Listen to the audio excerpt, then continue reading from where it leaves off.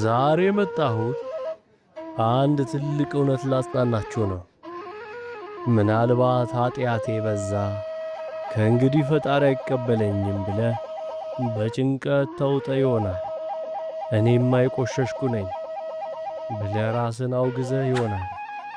ግን አንድ እውነት እወቅ፣ ፈጣሪ የሚጠላው ኃጢአትን እንጂ ኃጢአተኛውን አንተን አይደለም።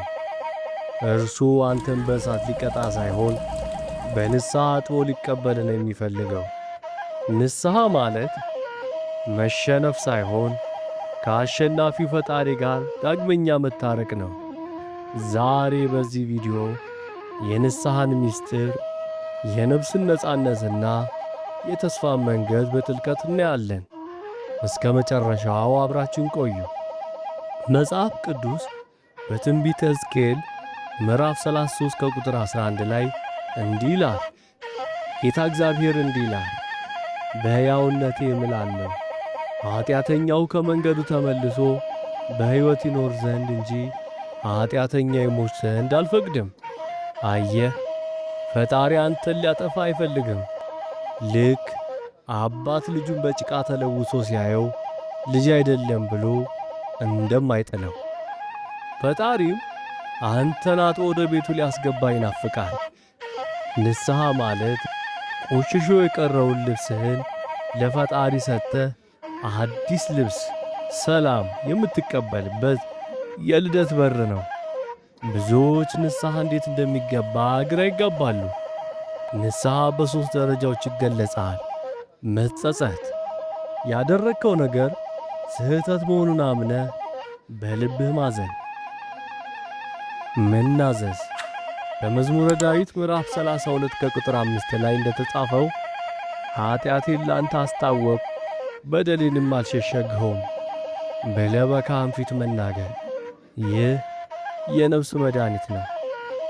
ዳግመኛ አለመመለስ፣ ያሳዘንከውን ፈጣሪ ዳግመኛ ላለማሳዘን ቃል መግባት።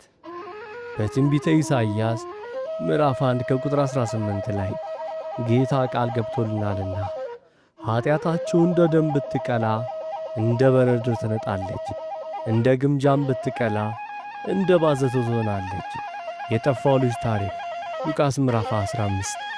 ያ ልጅ አባቱን ከድቶ ንብረቱን በትኖ በረሃብ ተመትቶና በቆሻሻ ተለውሶ ነበር።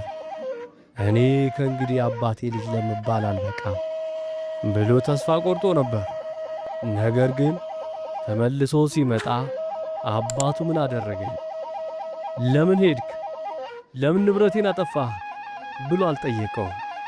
ይልቁንም ከሩቅ አይቶት ሮጦ አንገቱ ላይ ወደቀ፣ ሳመው፣ ምርጡንም ልብስ አለበሰው። አየህ፣ ፈጣሪም አንተን የሚጠብቅህ እንዲህ ነው። የቱንም ያህል ብትቆሽሽ እርሱ አንተን ለማቀፍ ዛሬም እጆችን ዘርግቷል። የንጉሥ ዳዊት ንስሐ ሁለተኛ ሳሙኤል ምዕራፍ 11 ከቁጥር 12። ዳዊት ትልቅ ኃጢአት ውስጥ ወድቆ ነበር። ነገር ግን ነቢዩ ናታን መጥቶ ሲገሥጸው አልተቆጣም ወይም አለመካኝም። ይልቁንም እግዚአብሔርን በድያለሁ ብሎ መሬት ላይ ተደፍቶ አለቀሰ። በመዝሙር ምዕራፍ 51 ላይም ከኃጢአቴ አንጻኝ ንጹሕ ልብንም ፍጠርልኝ ብሎ ለመነ። እግዚአብሔርም የዳዊትን ንስሐ ተቀብሎ ከኃጢአቱ አነጻው። ኃጢአትህ ከዳዊት ይበልጣልን? ዳዊትን ይቅር ያለ አምላክ አንተንም ይቅር ይልሃል።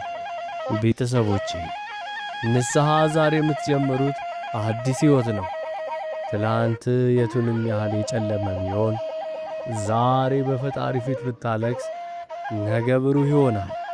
ተስፋ አትቁረጥ። ንስሐ የሰላም መንገድ ነው።